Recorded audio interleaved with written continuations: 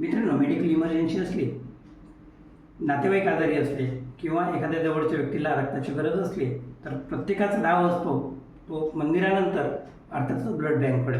आणि त्याबरोबरच काही सुजाण नागरिक असले ते सामाजिक जाणीवेतून, सामाजिक भावनेतून ब्लड डोनेट करत असतात. अर्थातच ते ब्लड डोनेट करत असताना एकतर रक्तपेढीवर जातात किंवा रक्तपेढीने आयोजित केलेल्या कॅम्पमध्ये डोनेट करतात.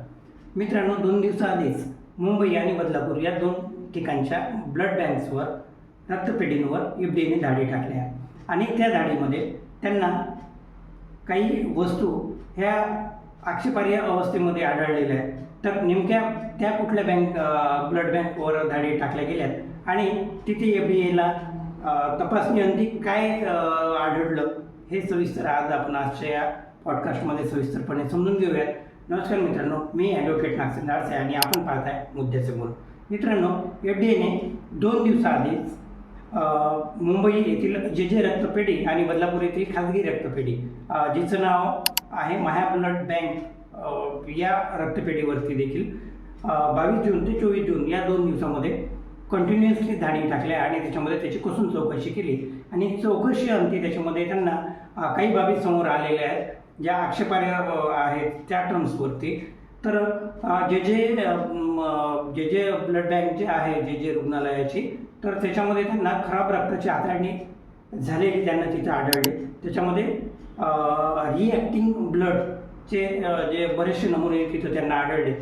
दुसरं त्यांना आढळलं त्याच्यामध्ये सुरक्षिततेचा अभाव. मग सुरक्षिततेचा अभाव काय, तर जे जैविक कचऱ्याचा विल्हेवाट व्यवस्थितरित्या त्या नियमाप्रमाणे करायला पाहिजे तो तिथे झालेला दिसला नाही. तिसरा, गुणवत्तेच्या तपासणाऱ्या उपकरणामध्ये बिघाड असल्याचे तिथल्या एफडीएच्या अधिकाऱ्यांना लक्षात आले. म्हणजे ज्या आधारे गुणवत्तेची तपासणी केली जाते ब्लडची म्हणा किंवा त्या ब्लडमध्ये असणारे छोटे छोटे एलिमेंट्स म्हणा किंवा इतर जे काही तांत्रिके असतील, तर त्याची तपासणी करणारे जे उपकरणं असतात तेच सदस्य त्याच्यामध्ये आढळले नाही, म्हणजे तेच बिघडलेल्या अवस्थेमध्ये होते.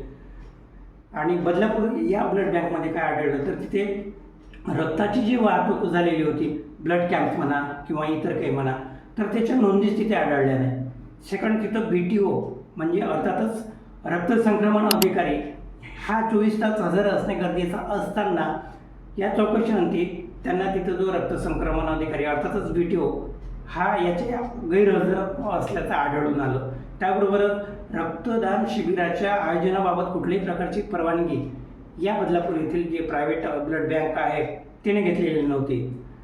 तर तुकाराम मुंडेंनी याबाबतीत एक निवेदन दिलं आणि त्या निवेदनामध्ये त्यांनी जाहीर केलेलं आहे की जनतेच्या, सर्वसामान्यांच्या आरोग्याशी हेळसांड करणाऱ्या ज्या कुठल्याही ब्लड बँक असतील तर त्यांनी त्या ठरवलेल्या नियमाकाप्रमाणेच काम करणे गरजेचं आहे आणि त्याबरोबरच त्याच्यामध्ये ज्या सुरक्षितता पाळायला पाहिजे ते सुरक्षितता प्रत्येकाने पाळणं गरजेचं आहे.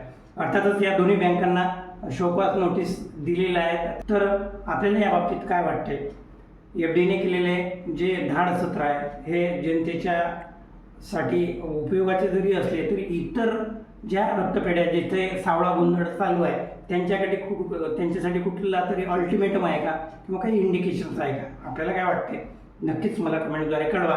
व्हिडिओला लाईक करा आणि अजूनही सबस्क्राईब केलं नसेल तर प्लीज सबस्क्राईब करा. नमस्कार.